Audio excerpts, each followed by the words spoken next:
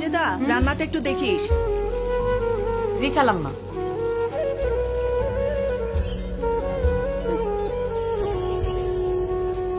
Hello তুলি, কেমন আছিস মা? শোন, তোর জন্য ফুল ফুলালা একটা সুন্দর লাল জামা পাঠাইছি, লগে একটা লাল জুতাও পাঠাইছি, কিছু টাকাও পাঠাইছি কোরবানির লিগা। তোর মামা কই? জানি না। তুমি কি আইবা না মা? কিছু কইতে পারতাছি না মা। তাহলে আমারও কিছু লাগবে না। হ্যালো হ্যালো তুলি, কথা ক। Hello hello. এত যে ফোনে কথা বলতেছিস, রান্নার দিকে কোনো খেয়াল আছে? যা, কোরবানি গরুটার একটু পানি খাওয়াই দিয়ে আয়। যাইতেছি।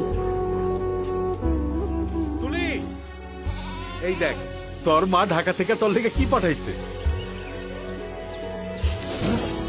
আরে কি হলো, কই যাস?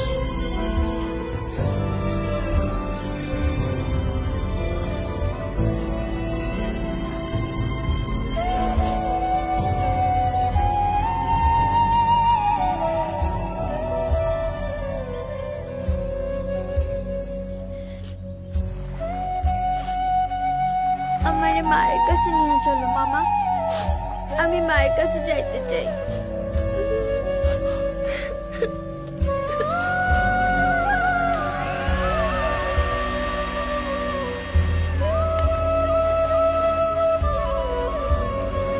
এই নেন খালাম্মা। খালাম্মা, 2টা দিনে ছুটি যদি দিতে গ্রামের বাড়িতে ভাইজান সবু খাবার একটা কোরবানির ব্যবস্থা নিছে। মাইয়াটাও আশা করে চাইয়া নিছে। এত বড় গরু কোরবানি হইতেছে, বাসায় এত গেস্ট আসতেছে, তুই এখন ছুটি চাস কোন আকেলে রে? যা কাজ কর।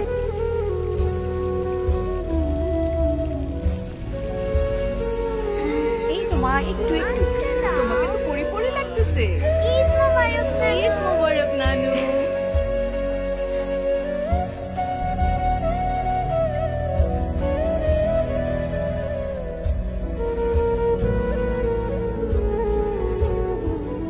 আইস কোরবানির দিনেও মাইয়াটার লগে থাকতে পারলাম না।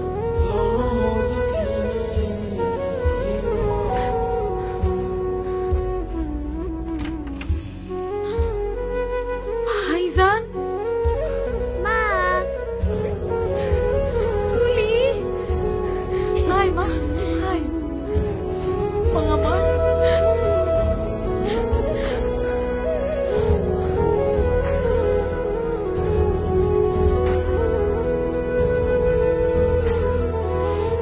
ঈদুল আজহা ত্যাগ আর সহমর্মিতার। আমরা যেন ভুলে না যাই, যারা নিজের খুশিকে কোরবানি দিয়ে আমাদের মুখে হাসি ফোটায়, তাদেরও রয়েছে ব্যক্তিগত জীবন, তাদেরও রয়েছে আপনজন। উৎসবের দিনগুলোতে নিকটজনের পাশে থাকুক মানুষ, সম্পর্কের শিখাগুলো জ্বলে থাকুক ঘরে।